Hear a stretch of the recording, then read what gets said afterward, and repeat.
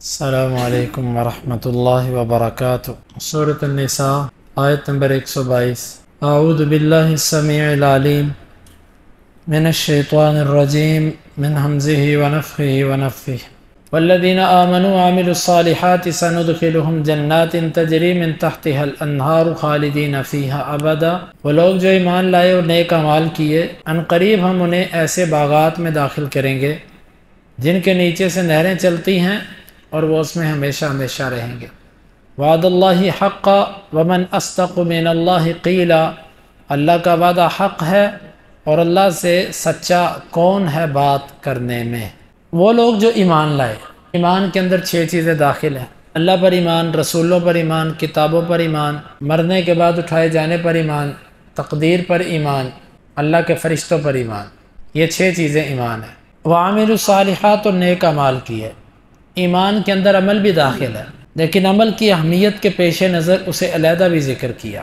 بعض لوگ یہ کہتے ہیں کہ ایمان صرف تصدیق کا نام ہے، عمل اس میں داخل نہیں ہے۔ وہ کہتے ہیں اسی لیے تو اللہ نے عمل کو علیحدہ ذکر کیا، حالانکہ یہ بات غلط ہے۔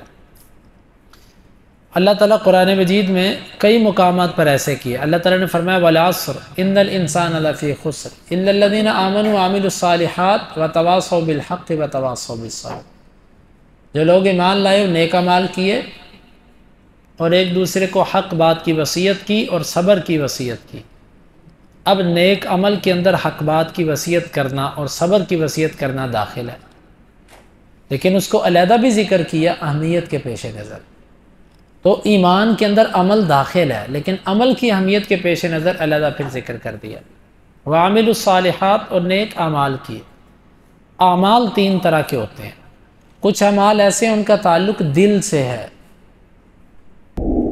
دل کی سوچیں، یہ بھی عمل ہوتا ہے، ہم اس پر کبھی غور نہیں کرتے۔ ہمیشہ کسی کے بارے میں غلط سوچنا، برائی پر سوچنا، گندے خیالات دل میں لے کر آنا، ہمیشہ منفی سوچ رکھنا، یہ بندہ گناہ کے اندر واقع ہے۔ اس دل کے اندر ایمان کا داخل ہونا بڑا مشکل ہوتا ہے۔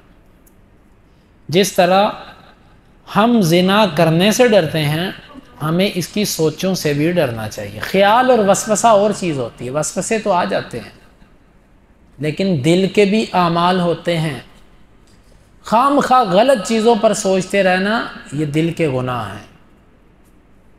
اور اسی طرح دل کے اعمال میں محبت، نفرت اور کسی چیز کی عظمت، یہ سب چیزیں دل سے تعلق رکھتی ہیں۔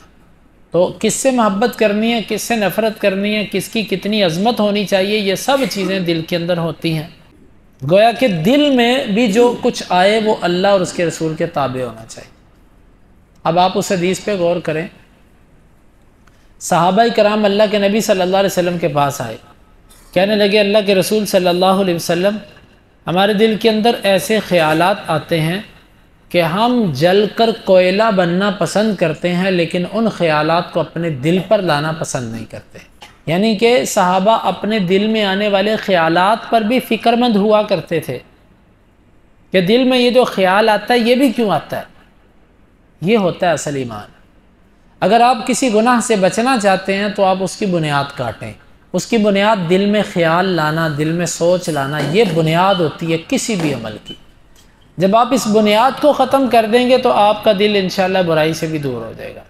کچھ اعمال ہوتے ہیں زبان کے، زبان کا عمل، زبان سے کیا بولنا ہے اور کیا نہیں بولنا، یہ بھی عمل کے اندر داخل ہے۔ بہت سارے لوگ کہتے ہیں میں تو ویسے ہی زبان سے کہہ دیتا ہوں، میں گپ لگا رہا تھا، مذاق کر رہا تھا، میری نیت نہیں تھی۔ زبان سے نکلی ہوئی چیز عمل ہے۔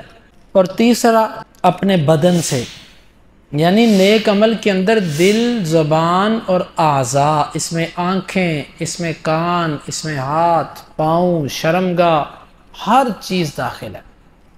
اور اللہ کی قدرت دیکھیں، جس طرح انسانی بدن میں سے ہر عضو کے لیے خوراک اللہ نے بنائی ہے۔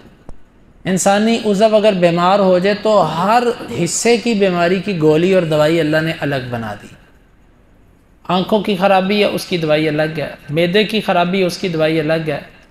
کسی بھی قسم کی بیماری ہر حصے کے لیے اللہ نے دوائی بھی علیحدہ بنا دی، اور خوراکیں بھی اللہ نے ایسی بنائی ہیں، فلاں خوراک کھاؤ گے آپ کے فلاں حصے کو تقویت ملے گی، فلاں کھاؤ گے فلاں کو تقویت ملے گی۔ اسی طرح اللہ تعالیٰ نے روحانی خوراکیں بھی ہر بدن کے لیے بنائی ہیں۔ تم یہ کام کرو گے تمہاری آنکھیں ٹھیک رہیں گی، تم یہ کاموں سے بچو گے آنکھیں ٹھیک رہیں گی، یہ کام کرو گے اور ان سے بچو گے تو کان ٹھیک رہیں گے۔ یعنی ہر عضو کے لیے خوراک ہے، عبادت ہے، ہر عضو کی عبادت الگ ہے۔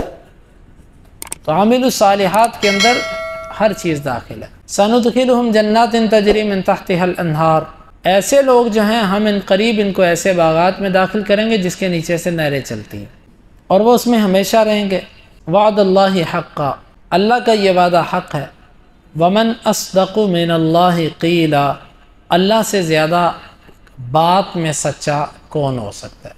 یعنی کہ اللہ تعالیٰ کی بات جھوٹ نہیں ہو سکتی۔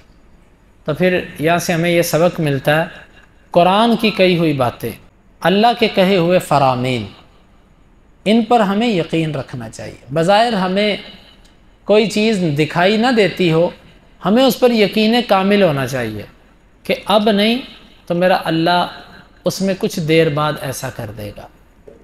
ہم استعجال، جلد بازی چاہتے ہیں۔ دین پر جب آپ چلیں گے آپ پر کچھ مشکلات تو آئیں گی، آزمائش تو ہوگی، لیکن جس طرح ہم چاہتے ہیں نا کہ ادھر سے ہم دین پر عمل کریں ادھر سے ہمیں ثمرہ مل جائے، پھل مل جائے، ایسا نہیں ہوتا۔ اللہ تعالیٰ سے دعا ہے اللہ تعالیٰ سمجھنے کی اور عمل کی توفیق عطا فرمائے۔